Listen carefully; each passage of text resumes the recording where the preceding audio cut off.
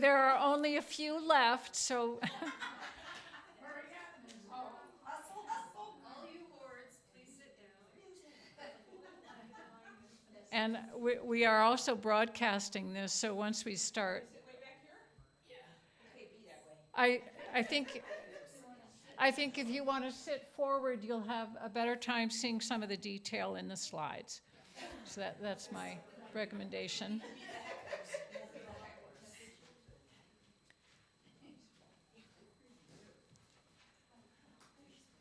Okay, I think we're officially going to start. This is, as you all know, on November 12th, we have an important congregational vote to determine the next steps in how we want to handle our building, either to remodel on this location or to continue for a period of time, a specified period of time to look further for other locations. This particular forum will include information that goes into more detail based on what the C Committee did over this last year. The process, as you know, is that the board annually charges a group of church members, in this case 6 of us, who were asked to look at detailed options that might be available to the congregation as we consider how to work with and determine the use of our building. So if you've been to previous forums, much of what we talk about will be similar to that, and in addition, there will be more detail based on what the C Committee has learned over the past year. I'm only one of the presenters this morning. I'm Diana Maiden, and I'm going to go through the first 8 slides and kind of introduce you a little bit in more depth to the process that was used by the C Committee. So we're still talking again about the future of our church, and I hope this clicker works. Oops, too well. Okay, so our agenda is, for this presentation, is that we again are looking at the problems, what are the problems that we are trying to solve with our current building? What's the process we followed to arrive at this particular point in our decision making? What key information did we learn from the process? That will be basically the C deep dive. And what are the 2 paths that we are asking the congregation to consider in the vote on November 12th? And that we also will have time for questions and answers today. So the problem that we're trying to solve is that our facility currently does not meet the desires and the future needs of the congregation. And we are asking, how can we meet those needs and wants? Last fall, how did we arrive at this point? About a year ago, we started a congregational visioning process that was led by the board. And it involved multiple opportunities. I think I have some information, to gather information from the congregation. There were 5 sessions that were held asking the question, what would we really like to see in our church home? We had over 60 people who participated over those 5 sessions, and there were 13 key themes that were identified in those discussions. So with that information, and I'll give you a little bit more about the visioning process itself. Once the board authorized the C Committee to begin to collect information, we were asked to look at the capital campaign framework, also to get much more detailed information that is an appraisal of our current site and building. You know, there was this big question, well, what's the value of what we have right now? And we do have much more information about that. We also hired an architectural firm to do a detailed feasibility study to help us understand better the costs to renovating and the costs to moving. In terms of this building and understanding its potential, the feasibility study included reviews from a variety of different engineering specialties, and they gave us information about our structure, our heating system, our plumbing, electrical system. And then we also had some exploratory conversations that dealt with the real estate, both the value of this property, the options, possibilities of selling, what are the factors involved in that, and also looked at other theoretical possibilities within the Boulder County area. So the vote on the 12th looks at these two options. So based on the information that we collected, we think there are two viable options that would allow us to solve some of the facility problems that we have. The first option would be to stay at this location and to do basically remodeling. And the extent of the remodel obviously is a cost factor, so that would be a further discussion with the congregation. And then option 2 is to search for a new property, sell the existing facility, and move. And for the vote on the 12th, the search process is limited to a 6-month period of time. To arrive at that conclusion, we did do a lot of research. Let's see. Burton, I'm not sure where you are, but would you wave your hand when I'm at the 8th slide? Because I've lost track. Okay. So let's go back to the visioning process that took place last fall. This is kind of an overview slide, and the thing I want to point out is that the size of the font that describes these different words is an indication of the energy and the choices that the congregation or the congregation who participated in the visiting process made. So worship was the highest priority, that our worship space needs to be functional, flexible, attractive, and really consistent with a spiritual experience, basically. And then also sacred space. So, so that is incorporated into the worship process, that the space itself needs to have a quality of uplift. And also, similarly desired by the people who participated, is that our exterior and our grounds be attractive and usable, and that we have connection between our the spaces of our church, the worship areas of our church, and the natural world. Aesthetics, that things be attractive as well as functional, that we have multiple spaces for congregational activities, whether they are meetings, small groups, whatever, the staff, or space for staff as well, that RE and faith formation, also those spaces be attractive and incorporated into the feeling of the church, so that there ideally would not be physical separations in the same way that we deal with now between where the adults meet, where the RE program goes on. Also, practically, we would like the space to be available for community use and potential room rental. And that it should also allow for creative work around justice and welcoming the community in the larger world. Music is important. Johnny has already said, when we get down the road a bit, he really would like some input in how music works within our worship space and within the church. So those are So within that visioning process, what we think we can say with certainty is that people care very deeply about our physical space, and that there is a true desire, a hunger for beauty, for sacredness, that the space be functional to deepen our ability to have spiritual experiences, and that we can connect bravely.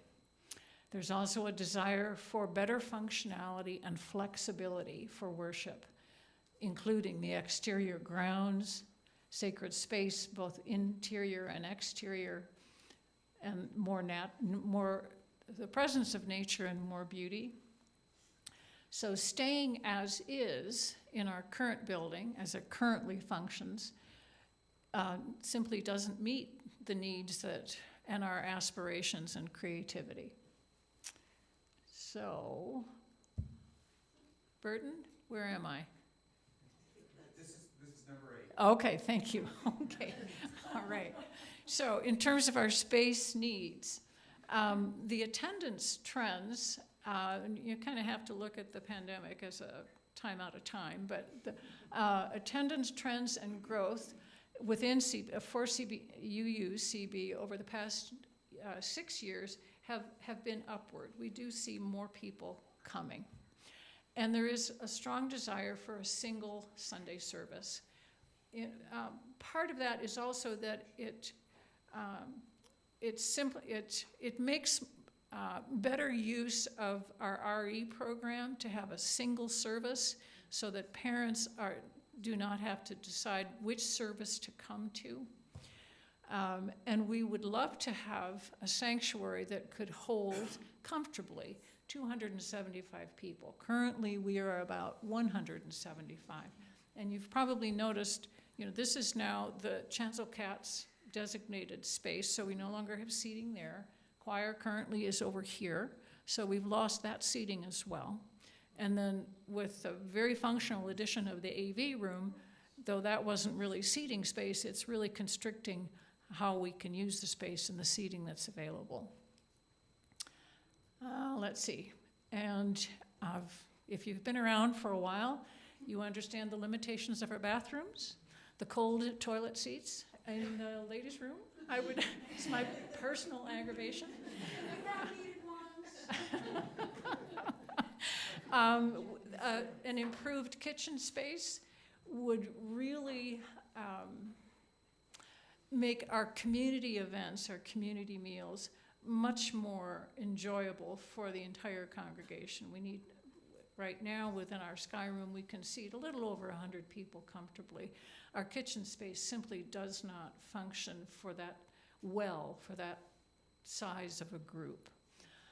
Also, more social spaces that are smaller, that aren't necessarily only the Earth Room or the Sky Room. So those are the first set of slides. We have other presenters from C. Burton was our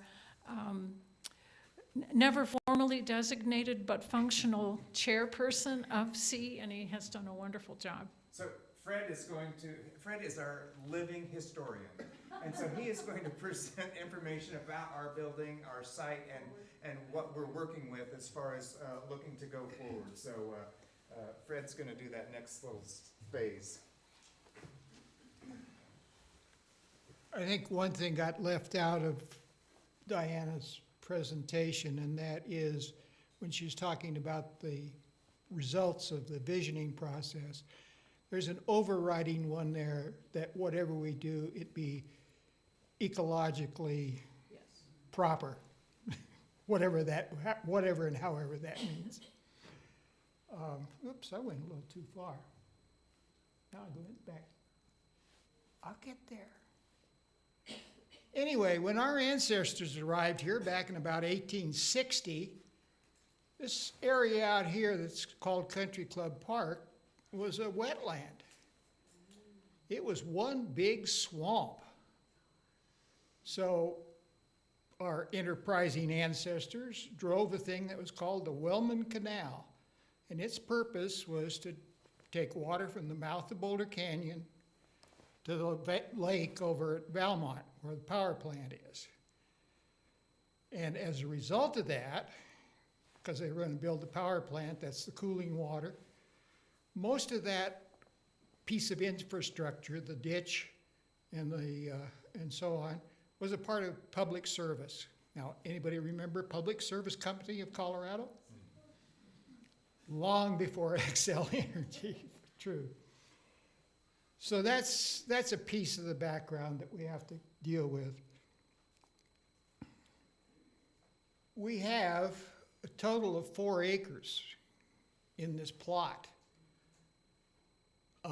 But unfortunately, said ditch, the Wellman Canal, runs across the back there. And next to the Wellman Canal is a 16-inch gas line. It is the natural gas supply for the city of Boulder. And those easements that were granted to public service were a part of the original platting of this property. So those 2 things were there when our ancestors when our Unitarian ancestors first started looking at this land. And I might remark that this is the second place that they chose. The first place they chose, and they actually put some money down on it and then had to take it back, was at 30th and Baseline. So had they gone with their first choice, we'd be now sitting across the street from the Williams Village Towers. Just a little extra there. So we complex. Since that time, we've added additional easements. One of the problems we had was on the north side, on the other side of the ditch, there's a strip in there about 8 to 10 feet wide along that whole area that was almost unmanageable because of neighbors on that backside would, they'd kind of keep creeping up on the property. We'd have to say, hey, that's ours. And so when we allowed the city to build their bike path, we just let that city take the whole piece over to that corner. And I think Bob Evans can remember something about that particular set of negotiations. So those are the big easements that we have given, but we've gotten an advantage out of every one of those. For example, when we gave the bike path easement, we got our parking lot paved. When we gave the easement for the drain, which is that angled area down there in the lower corner, which is a part of the flood control for City of Boulder, they paved this parking lot. And then we've got the sidewalks across the front, etc. The net result is that we've got a piece of property which was basically rectangular, but the green area across the top is the canal. The blue sort of represents the part of this property that's in the floodplain. And the brownish area, the greenish brownish area there in the center, is the buildable piece of this property. The floodplain, instead of being a square, that would be a ridiculous floodplain, actually kind of come back into that parking lot just a little, comes back up into our parking lot. But that area, that floodplain area can be utilized for playgrounds, parking, just as long as there's not a structure on it. So of that 4 acres that we started out with, about 2.5 of it is on this side, which we have been using. And of that, maybe 2 full acres of it remains to be buildable. That's this property as it exists out to the playground and our entire west side.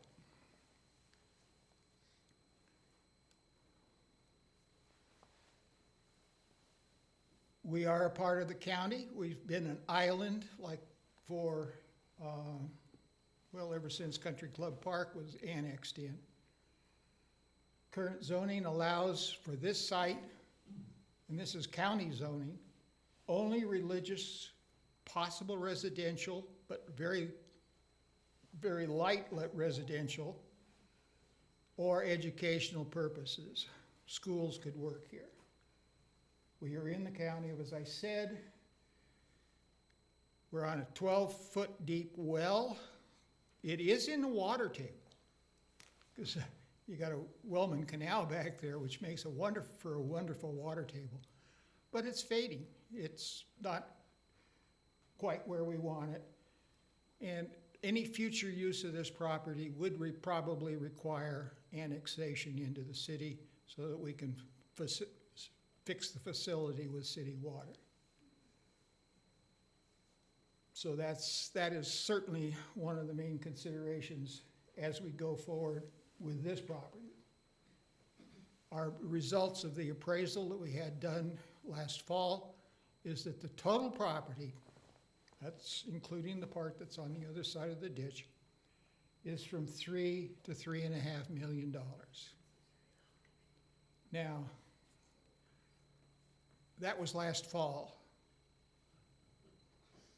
Just think about what some of the things that have been happening with property values.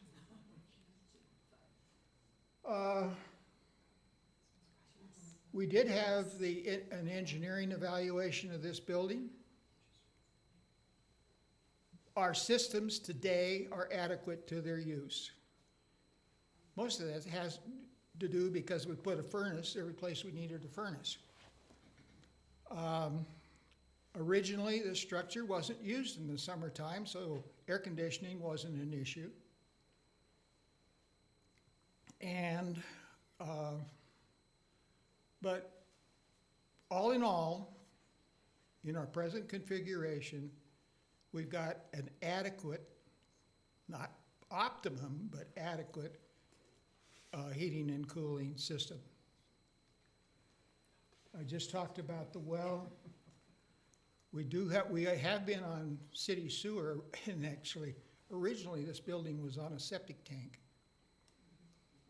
And the septic tank was out where the drain is in the east parking lot. But we are connected to the sewer. That was something that we were able to accomplish quite a few years ago. But it's really, that's kind of flaky. And one of the problems is when we built the Sky Room, we built it right on top of the sewer line. So our growth and accessibility, there are some issues with growth, which is what was brought out in the vision statement, and accessibility. Again, if we had to zone, we'd have to bring ourselves up to code in several areas. That includes fire control and accessibility. I'm going to quit right there. I ran through mine. Burton? We'll have time for questions when we get through all this here, if everybody can hang with us. So thank you, Fred. Thank you, Diana. So we hired an architect after we got the appraisal, which came in at the $3 to $3.5 million. We hired an architect and said, we need some creative thinking as to what we might be able to do. And they said, well, we start the process by coming up with, what are your needs? What are your needs as an organization? And so they broke those down into the sanctuary, social hall, listening room, office spaces, education wing, and support spaces and circulation. And so there were existing square footages that were actually measured of the building as we have it today, comes out to about 11,000 square feet total. And then we said, well, we'd really like to have this sanctuary space that seats 275 people, and we'd like a stage, and we'd like space for music, all in the same, and they said, well, that's gonna take about 3,200 square feet to accomplish that. And then the social hall, we said, well, we really would like to make sure we can have 250 people at an event in a standing type of environment, and 100 people on round tables if we have a seating event. And we would like some additional flexibility. We still want to have the potential for sanctuary guests, but we don't want to commit that space solely for that purpose, so we needed some flexibility. This is, if you will, our wish list. This is what we said we would like, and they told us what we were going to need space-wise to accomplish that. So if we had just a blank piece of ground, we would end up with a 16,390 square foot building. Turns out we don't have a blank piece of ground, and even if we did it, that 16,390 square foot building would probably cost us in the neighborhood of $10 million, and for whatever reason, we think that's more than we can afford. So the architects came up with some concept plans. I want to really emphasize, because we have some of these out on the table. You may have seen them earlier. These are just concepts. We have not committed to anything. We will go into an actual design phase if we so choose in our vote. But the concepts really were to show different ways of accomplishing as many of our objectives as we could. And so we have a lot of choices. This choice has a new sanctuary being moved out over into that side of the property and converting this space into a social hall. And then the existing space would become the entrance room. So it would be a much more inviting when you first arrive into the building. This shows moving into another part of the parking lot, and because we have plenty of parking, there's plenty of options there. And this one shows us pushing out over on this side, reorienting the space to where we would go this direction. So the idea here is, and the reason that we are showing those, they're actually from the feasibility study, and they're just concepts. There's a lot of options. It turns out each of the options has pluses and minuses. And some of those pluses and minuses are that some of them cost more, some of them put us out of the building for like the majority of the time the construction would be going on. And so that's just part of the way it works. But we do have plenty of parking. We did learn that connecting to the building, to an addition, is a lot easier than actually opening a wall and expanding. So if it's your home or my home, it would be easier just to open up that wall and expand out. The way this building is designed, you notice how in almost all the rooms they come down to lower spaces. It doesn't lend itself well to just blowing out a wall and adding on to the space. And then this might accomplish that. Did you remember when Fred said there's a gas line, high-power gas line just on the other side here? So that's not an option. Anything we do, we're going to have to comply with current city codes. So there's a number of things that we don't comply with currently, one of those being the level of sprinkling and fire safety that we would be required to accomplish. One of the things that they wanted to emphasize, and obviously the architects want to move forward as quickly as they could, the cost of construction has been running about 5% increase every year. And so just for us to keep that in mind. I want to go back and just mention, as far as the architects are concerned, we have this feasibility study. We have not made a commitment to this architectural firm to go forward. We will reevaluate the appropriate architectural firm for the next design phase, should we go this direction. The feasibility study, these numbers are large. New construction costs about $600 a square foot. Remodel cost, about $250 a square foot.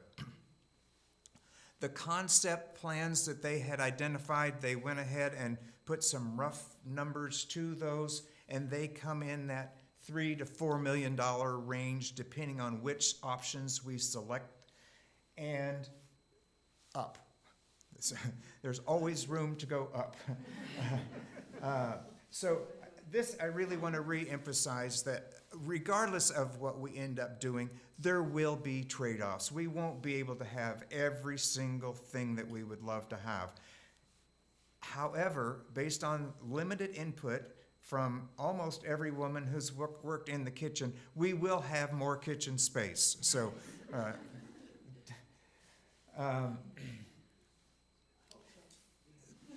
So that's pretty much what would be happening on this site.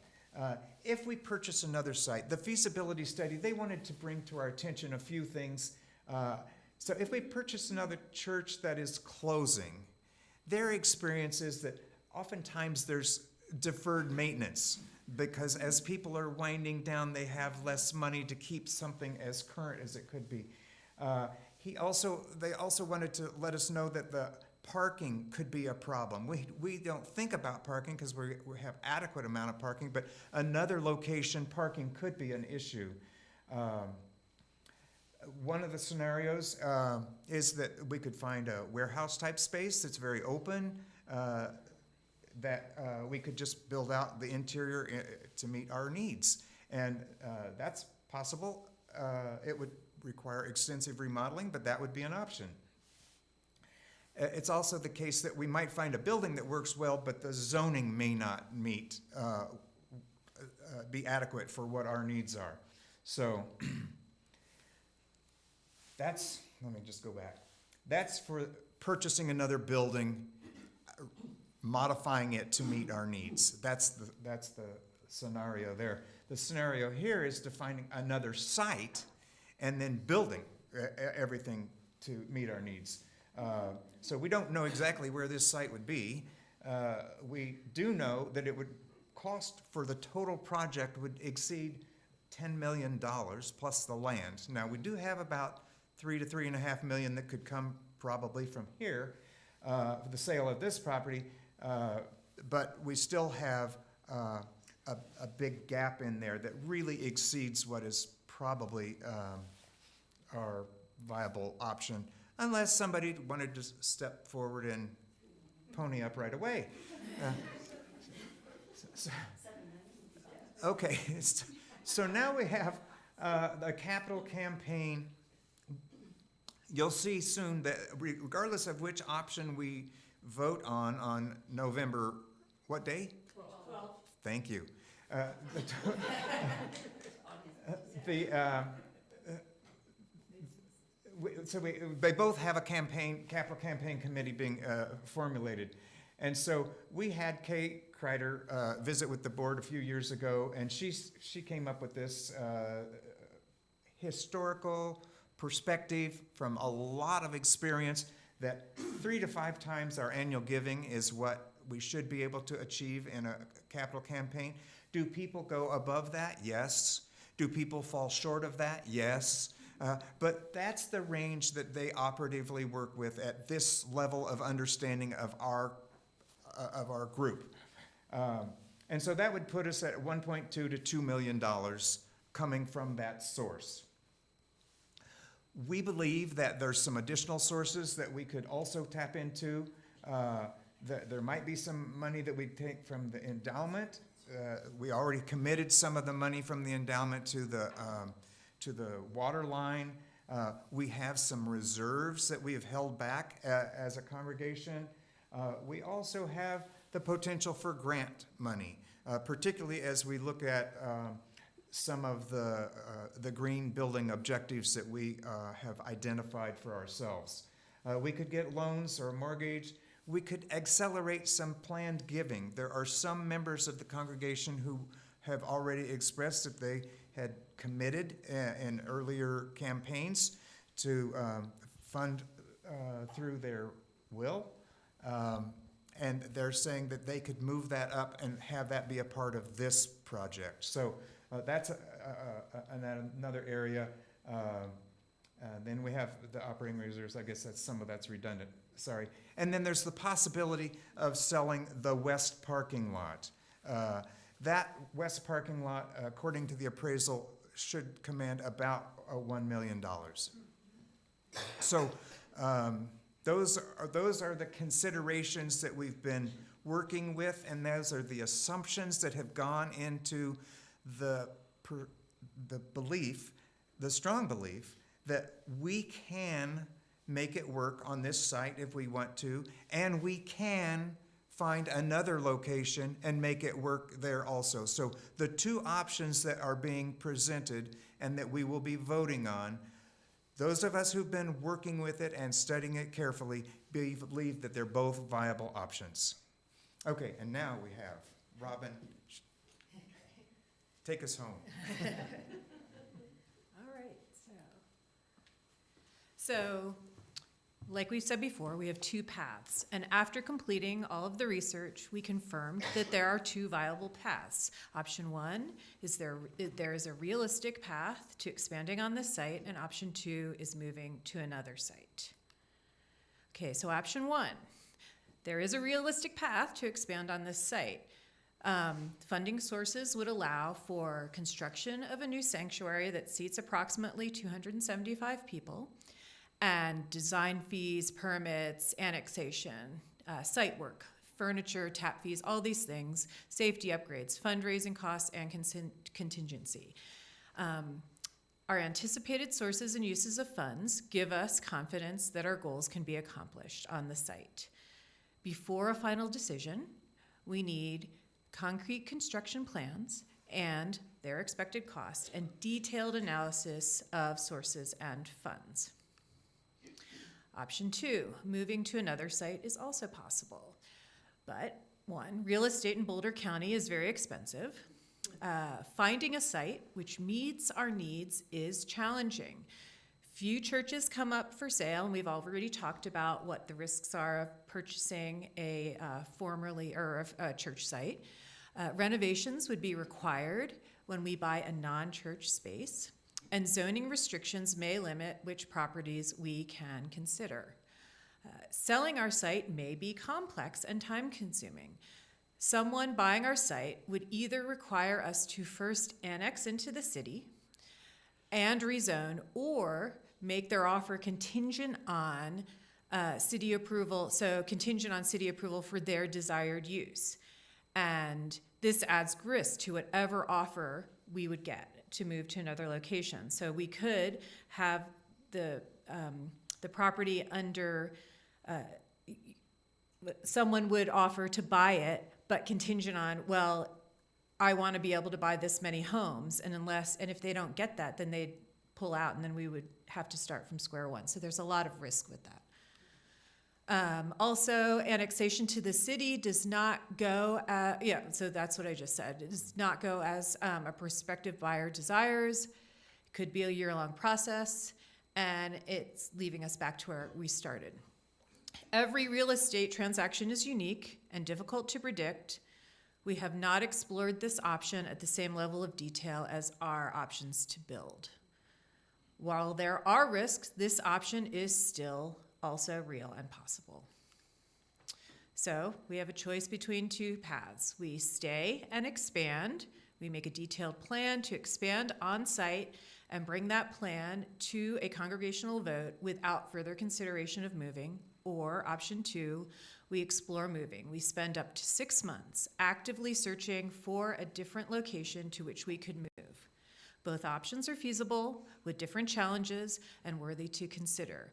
Right now, we have more answers about staying than about moving.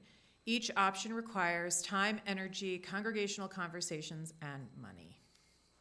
So next steps, if we decide option one, stay and expand. And now this has gotten way too small for me to read. So we make a detailed plan to expand on site and bring that plan to a congregational vote without further consideration of moving. The board will appoint a building planning team to collect congregational input, engage an architectural firm, and develop a design for expansion. The board will appoint a capital campaign planning team to conduct a financial feasibility study to get a plausible estimate for funds as we can raise. And the board will then bring the plans to the congregation for a vote on whether to proceed with the capital campaign to raise the funds and expand. If we select option two, exploring moving, we spend up to 6 months actively searching for a different location to which we can move. The board will appoint a real estate search team to actively search until May 12th for properties that would meet our needs and budget. The board will appoint a capital campaign planning team to conduct a financial feasibility study to get a plausible estimate for what we can raise. If viable property is found prior to May 12th, the team will analyze the total cost and considerations, and the board will bring to the congregation for a vote whether to proceed. And finally, if viable property is not found, the congregation will vote at the annual meeting on June 2nd how to proceed, for example, continue to search or proceed with option 1, etc. So, okay, a choice between two paths. We make a detailed plan to expand on site and bring that plan to a congregational vote without further consideration of moving, or option 2, we spend up to 6 months actively searching for a different location to which we can move. It is important for the whole congregation to make the decision, and both options are feasible with different challenges and worthy to consider.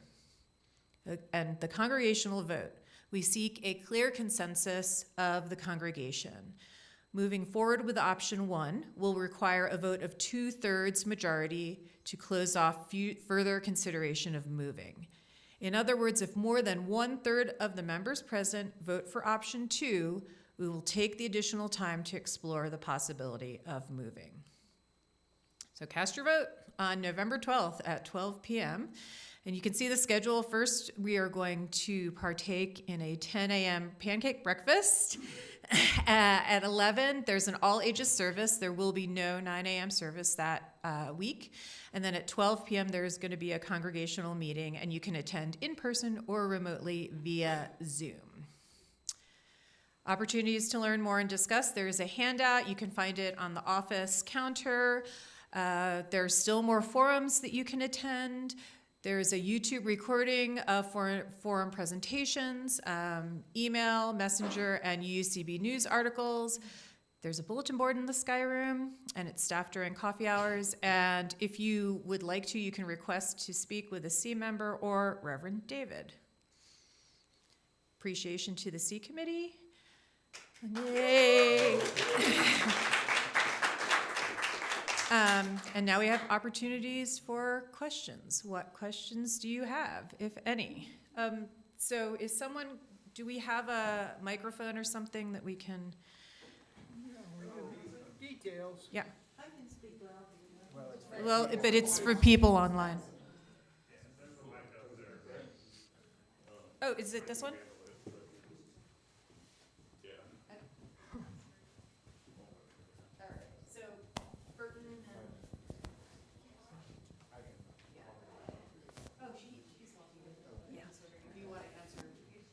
I have a question about parking. If the west parking lot were sold. Closer to your mouth. If the west parking lot were sold, and then all the parking would have to be on the east, I'm a bit puzzled because being a person who scoots in here at the last minute before a congregation, before the Sunday service, and knowing that we anticipate at least another 100, the growth of this church at another 100 members or attendees, where would there be enough parking on the east side? Because that parking lot now on the east side can be full. Good question.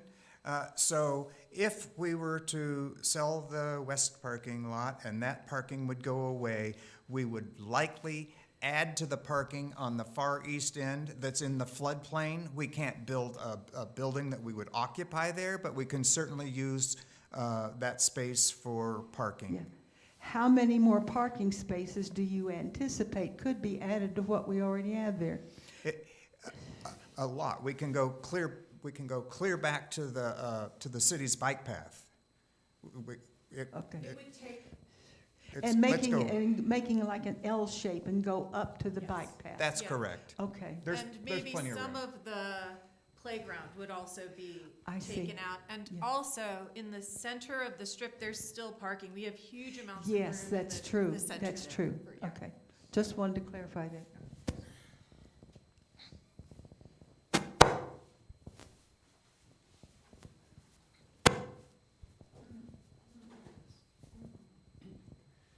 I know from experience that predicting in the future what the growth of our congregation might be or the growth of our budget is really unpredictable. And to finance the Sky Room, we did not take a commercial loan. We got a loan from Unitarian Universalist Fund. And we defaulted on that for years in periods of declining finances. And nobody was going to foreclose on it because it was a friendly lender who didn't need to foreclose on it. Do we have any assurance of a similar kind of mortgage that we could get that we couldn't be foreclosed on if we had a few years of financial shortfall? Your question is a good one, and there are no assurances at the moment, but that's part of what this next phase would be, and that's part of what we would be investigating. How, whatever plan that we would finalize, we'll have to know where is the money going to come from. Would Shelter Rock, which is a lender that we had up until just a couple of years ago, would they be willing to lend money to us again? Would the UUA have resources that we could borrow from? And so that is a question that would need to be explored and defined in very complete detail before we would vote to go to the next, to actually move forward with the implementation. Does that help? Perfect. Okay. I have a two-part question. One, the endowment has significant restrictions upon it, and so what do you see being available from the endowment in this whole process? And number two, what reserves are available beyond the endowment? So as far as the question on the endowment, it changes every day and it's going down. The stock market has not been friendly to us here the last little while, but it hopefully will turn around again.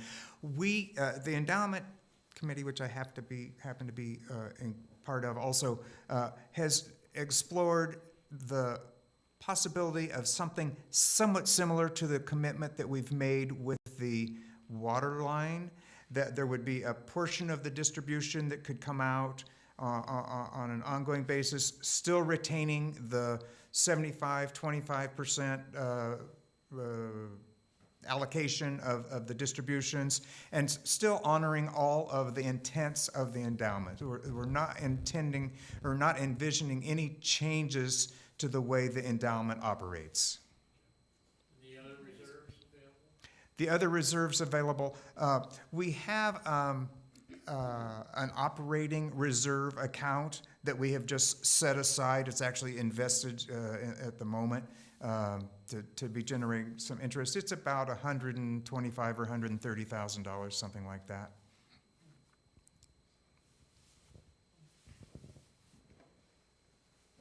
Have you considered trading with another church? We have discussed that possibility. We have not sought it out. If option 2 is what the direction we end up going, that's certainly something that we would put on the agenda, and we would reach out to the other churches in the community. Will C members be able to publicly or privately express their preference for these two options? Meaning, there's an opinion element to this decision, and can we sway others to that opinion? So I've been asked a few times what my personal opinion is, and I have encouraged people to gather the information at the level of detail that could be very, very deep. We have a lot of information. We have information online. We're available as resources so that each person can formulate their own opinion rather than relying on my opinion as to which direction to go. I've got the mic back here. I mean, the C committee will be voting as individuals, right? Right. And the question is, will the C... The question is, will the C committee come out with a recommendation as to which option to pursue from the C committee's perspective? And the C committee really is of the opinion that both options are viable, and that we really should go with what the group decides.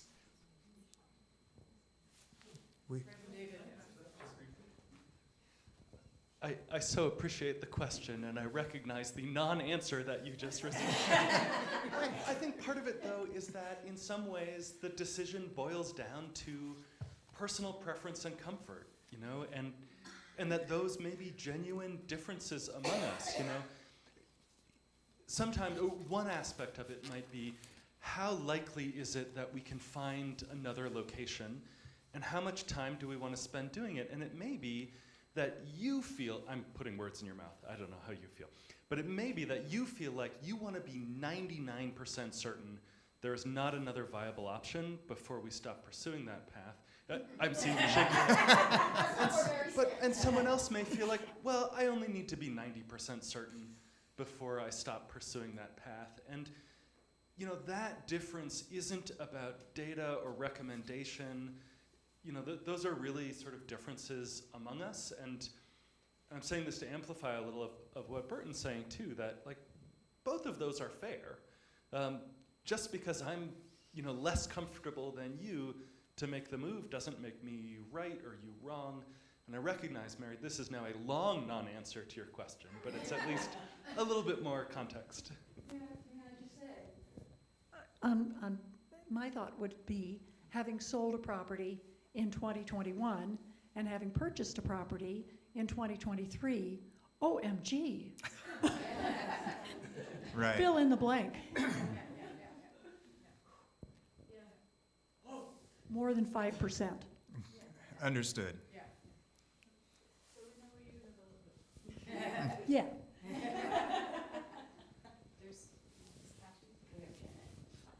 I have a question from an online viewer. Would 275 seating open up opportunities for more rentals for outside events?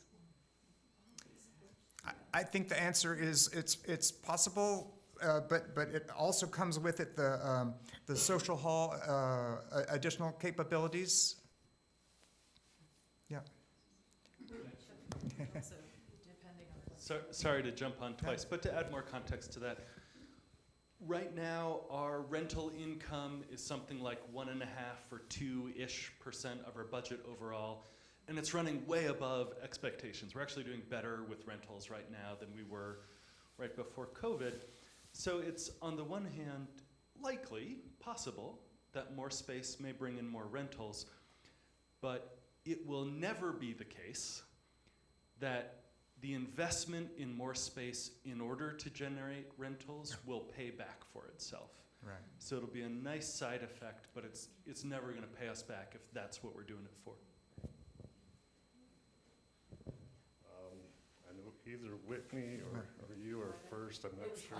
Okay. A quick question on the granular level. When the research was being done about real estate, did anybody look at that little church that's up on the corner of J Road going east and 28th Street going north?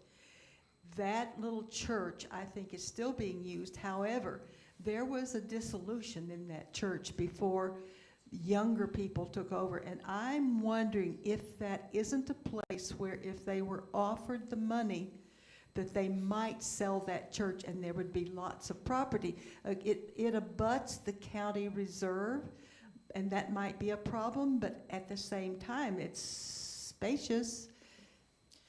So right now, there's a plan to put a lot of residences on that corner. And it's still going through the process, but yes, you know, we would look at all of those areas, but that was actually not one of the churches that sold in the past 5 years. Yeah, So, didn't sell. so right now, the plan is that there are going to be many, hundreds of residences put on that area. Yeah, and I want to I'll try to make this quick, but I just want a little faith in what we're doing comment. If you read Pew Research, you know that young people are less and less religious. The whole American population is less and less going to churches. I think that Unitarianism could be a faith organization without all the dogma of organized religion that could appeal to more of the population in America. I just talked to a young fellow who attended the church this morning for the first time. He is an escapee from Waco, Texas, my word, that he had just started going to a Unitarian church down there 7 months ago, and when he came to Boulder, he sought out the Unitarian church.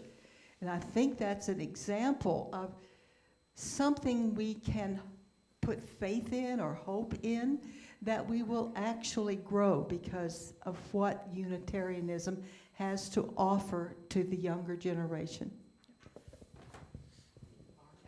It's not me, I didn't have a question. I was just- I think Barb too had, Who's first? Barb? I think Barb was first, so we'll come back. I apologize if I'm getting people out of order. This probably wasn't in your plan to do this, but in terms of what Clyde has said, maybe marketing is where some of our money needs to go. And my two comments, we have Eisenhower School parking. They use our space and their space is available to us. And my third thing is, I want something to happen while I'm alive. So get your act together.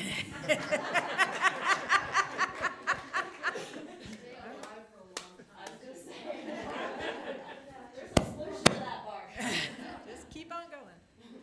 So I want to say a couple things.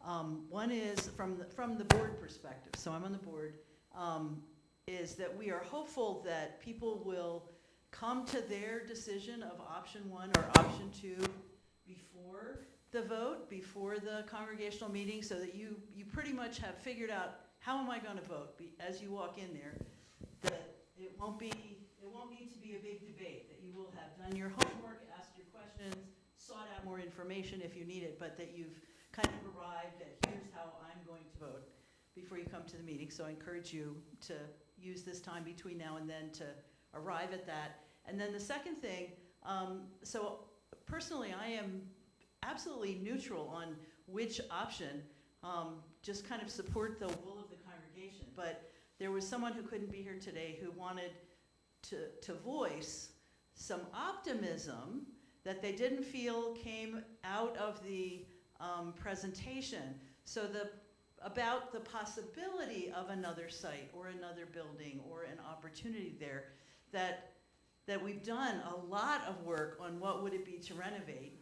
We've done less work on what's possible, like, could we do an exchange with another church, what's out there. And so that person, if they were here, would say, that there could be opportunity, there could be hope for that. It's not just a downer, it's also a possibility.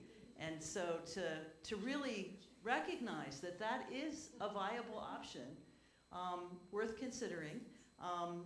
And I'm not trying to sell it, I truly am neutral, but I wanted to share that person's perspective.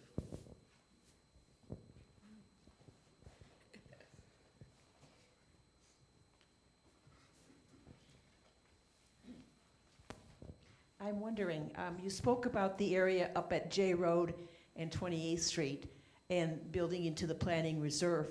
Well, what would be wrong with having a church on that corner, right adjacent to the planning reserve? There are a variety of places in town that might be really appropriate, and we just have not spent the time to investigate all of those possibilities. That's what option 2 would represent. The next one. I just wanted to say, every time y'all gather, this committee is amazing, and I so appreciate the digging in and examining and thinking and talking and now giving us updates and kind of planting the seed for the decision that will be made on the 12th. And I also want to acknowledge the board's leadership and visioning in kind of holding the big pieces together. So I just wanted to thank you all.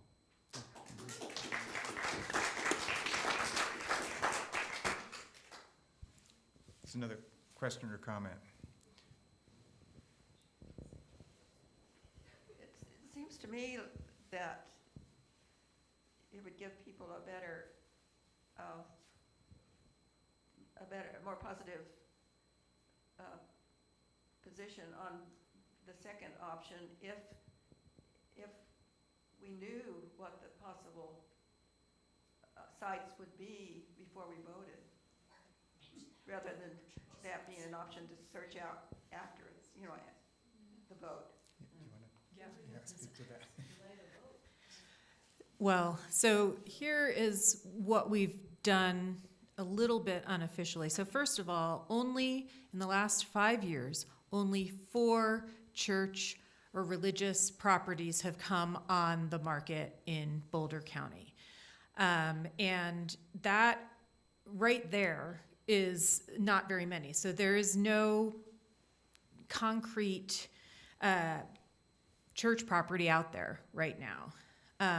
So that's a risk because we don't know if anything will come on the market. But secondly, we have looked at just property, and we have looked at possible, warehouse sites or whatever else. And that was part of the presentation that said, yes, maybe there's a warehouse or a commercial building or some building that we could possibly purchase. But because of zoning, so as a religious organization, we are not allowed to be in certain industrial sites. So if you think about over there where the Toyota dealership is between Valmont and Pearl, we can't be there. Like, we can't purchase anything over there because per zoning, we are not allowed to be there. Over in Gun Barrel, that huge site that used to have a brewery, it used to have, it's just a huge site. Again, it's an industrial area. We even if we could purchase a place, we're not allowed to legally be there. So yes, we've looked at things, but because it's just so hard to go out and look and say, yes, we want to go and look, and we look, because things come up and then things get sold and things, you would have to have someone actively looking and saying, yes, we are interested. Yeah, we can look and say possibly this, possibly that, but unless someone is just looking and saying, yes, we're going to purchase, you can't just run around because, yeah, that's available now, but not later. It's just properties don't stay on the market, just sit there and stay on the market. And to be quite honest, the commercial realtor that we talked to, Steve Todd and I went and visited, he essentially said, you know what you have here. You know that you can build here. You know what the condition of your resources are here. And so that's a known. We don't know what will come up. He said, probably if you can do it, it's better and easier to stay where you are because there are a lot of knowns here, whereas looking somewhere else, there are many, many unknowns. That doesn't mean it's not possible. It just means there are a lot of unknowns. And that goes to what is our risk tolerance as a congregation or as an individual? What is your risk tolerance? Do you think that, hey, yeah, it's a possibility, we can go do it? Then that's what you should vote for. We should keep looking.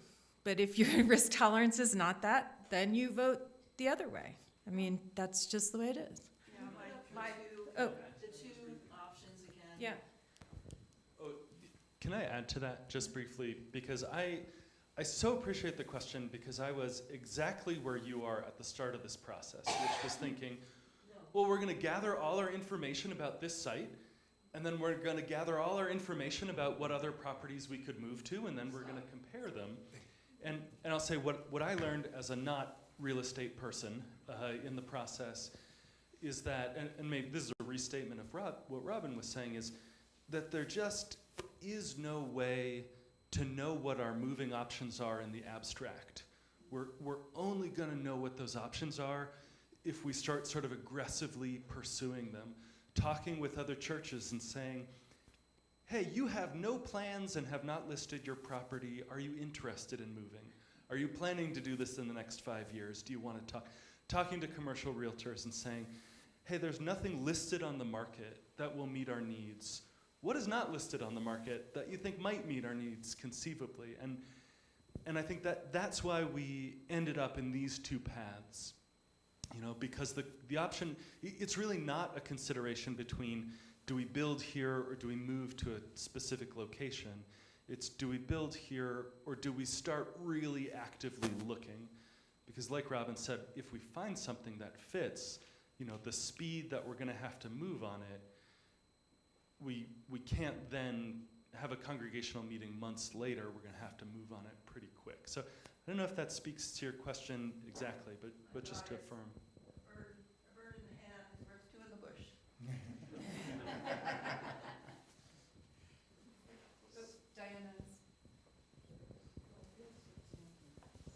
So, just a comment, you know, if indeed through the search with the second option, we did find something that we thought would work, that we'd have to seriously consider the sale of this property, obviously, to fund that. So it builds in a time factor that we, I think, realistically need to be aware of. And it may not be realistic.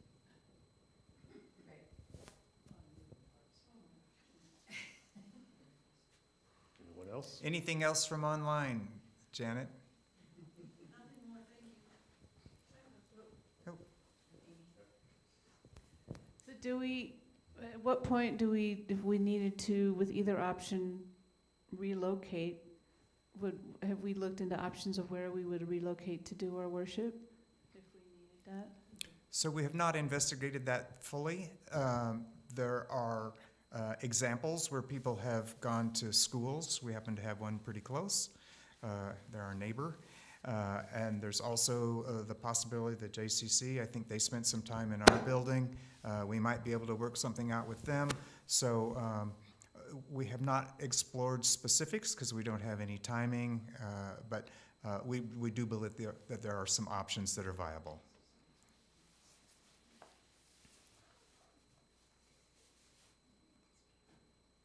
Well, if we're getting ready to close, I'd like to clarify one thing, because I misspoke when I was talking about the kitchen and the need to expand the kitchen, and that I've been getting feedback from women that have been telling me that. Men have been working in the kitchen also, and they also would like to have the kitchen more functional than just the women. So, all right. Thank you, everyone, for coming, and we have closing comments.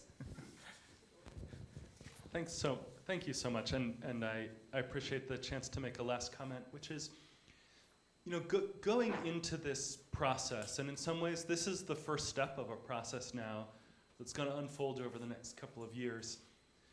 There are the two options, and there's good reasons and thinking about them, but I want to make the comment that for me, what I care the absolute most about is not which of these two we take. These are both fine.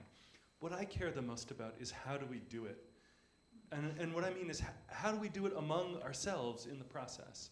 And I want to echo what Chris was saying earlier. I have so much respect and appreciation in this congregation that even across lines of disagreement, you hold your opinions and those are your opinions. And the way we talk to each other is not, well, that person thinks differently than me, what an idiot. You know, that's not how we're doing this. And I want to name that and lift that up, because that doesn't happen by accident. You know, that happens with intention and focus for everyone in this room and in the past forums and at the congregational meeting on the 12th. To say that we're all in this thing together. We want to develop consensus. We want to get our questions answered. We want to let the people who don't actually care about this very much just sort of go on with their lives too. That's okay. And I just want to name that, because sometimes it's easy to take that for granted. And I want to lift up that the way we're doing this really matters and is well done and doesn't happen by accident. So I wonder if we can close with another bit of applause for the C committee and for the board.